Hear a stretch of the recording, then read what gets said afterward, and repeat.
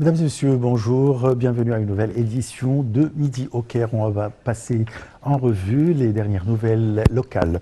Nous commençons avec le président Abdel Fattah el-Sisi qui s'est rendu hier sur le chantier du projet du développement de la route périphérique.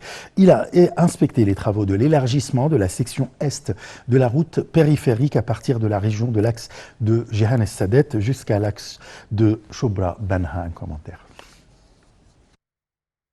Le président Abdel Fattah el-Sisi a inspecté jeudi les travaux de développement du segment est du périphérique et ses axes connexes qui sont les nouvelles routes qui desservent des dizaines de milliers de voitures, contribuant de manière significative à résoudre le problème d'embouteillage et à réduire les taux d'accidents de voitures dans les zones du Grand Caire.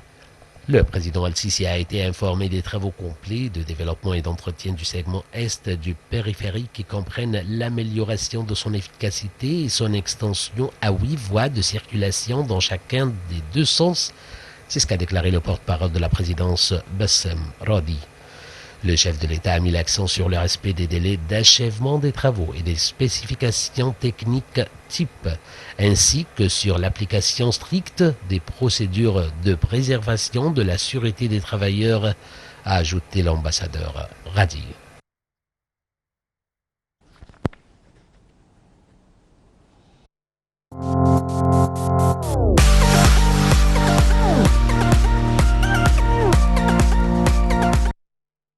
Le Premier ministre Moustapha Madbouli a souligné l'importance du rôle joué par le ministère de la Culture pour enrichir les esprits et façonner les consciences de toutes les catégories de la société, en particulier les enfants et les jeunes. Lors de sa réunion avec la ministre de la Culture, Inès Abdeldaim, Madbouli a examiné les publications du ministère de la Culture faisant part de son plan à mettre au point dans tous les gouvernorats. De son côté, la ministre de la Culture a indiqué que le ministère faisait de son mieux pour mettre en place son plan visant à soutenir l'activité culturelle en Égypte afin de lier les diverses générations à la patrie.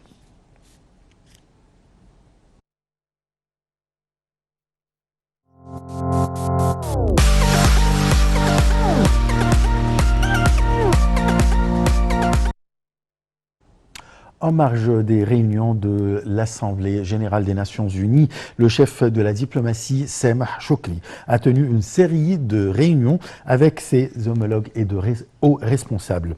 Ces réunions visent à discuter de la coopération avec ces pays et mener des consultations sur les questions régionales et internationales et les défis communs. Sherif Boussalam nous donne les détails.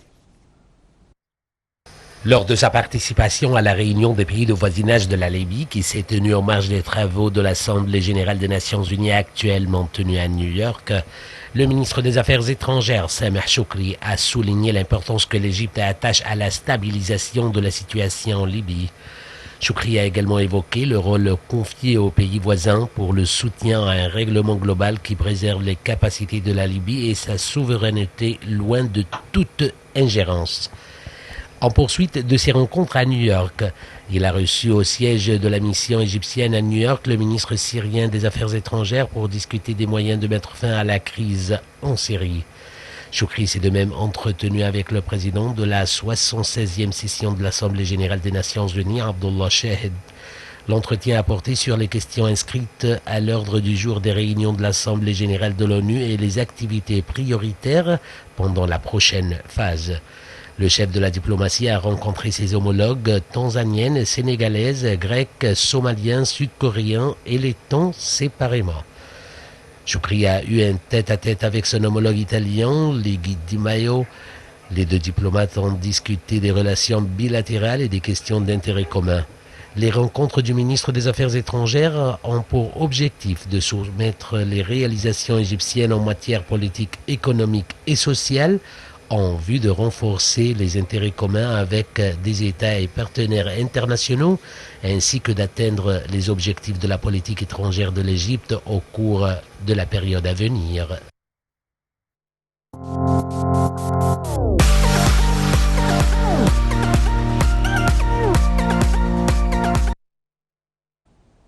Les ministres des Affaires étrangères de l'Égypte, de l'Irak et de la Jordanie ont convenu de la nécessité de commencer à mettre en œuvre des projets communs dans les domaines de l'économie, de l'énergie, de l'électricité pour servir les intérêts à tous les niveaux.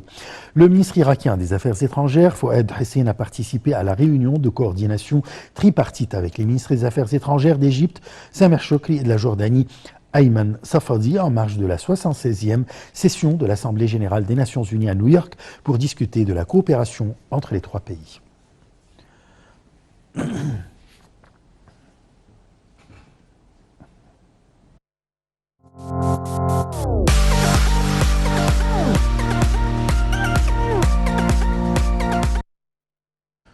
Dans le cadre des efforts qu'apportent les pays amis à l'Égypte pour surmonter les répercussions de la pandémie du coronavirus, la ministre de la Santé Hala Zeid a salué le gouvernement grec pour avoir assuré au Caire quelques 250 000 doses du vaccin anti-Covid-19 AstraZeneca.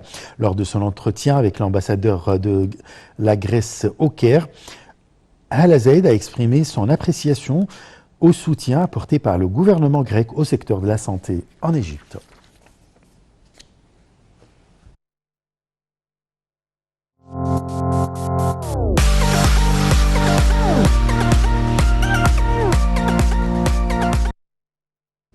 La ministre de la Santé et de la Population, Hala Zeid, a prévu que le pic de la 4e vague du coronavirus pourrait être atteint durant les 3 ou les 4 prochaines semaines avec un moindre bilan de mortalité. Lors d'une conférence de presse avec l'ambassadeur d'Allemagne au Caire, la ministre a indiqué que le nombre de décès de la 4e vague est le plus inférieur par rapport aux vagues précédentes.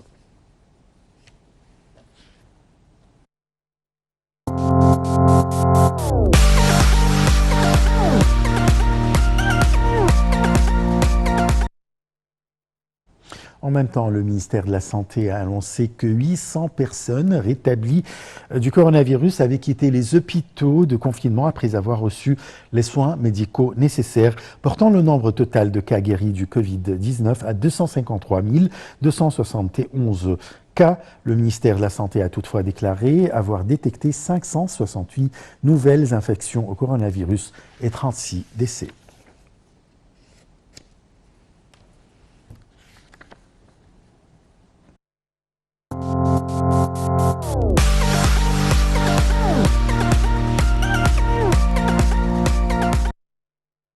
Les derniers arrangements de la semaine de l'eau au Caire ont fait l'objet d'examens lors d'une réunion entre le ministre de l'eau et de l'irrigation, Mohamed Abdelati, et des membres du comité scientifique chargé de cet événement. La semaine de l'eau se tiendra du 24 au 28 octobre prochain sous les auspices du président de la République, sous le titre « L'eau, la population, les changements mondiaux, les défis et les opportunités ».